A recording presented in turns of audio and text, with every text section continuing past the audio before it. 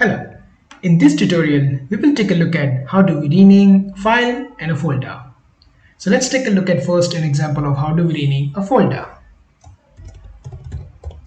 To do that, all you need to do is just write a command rename and a path where we do have a folder. That's not K, that's invoices.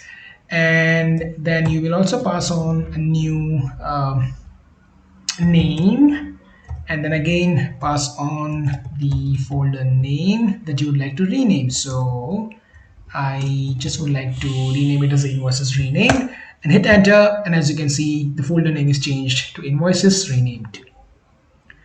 Now let's take a look at an example of how do we rename a file. Well, you would use the same command.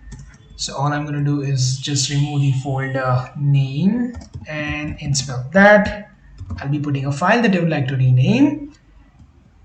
So this is the name of the file that I would like to give. Let's hit enter, and as you can see the file is also renamed to invoices renamed. So this is how you can rename a folder and file using PowerShell command. I hope you like this simple tutorial, and I thank you for watching.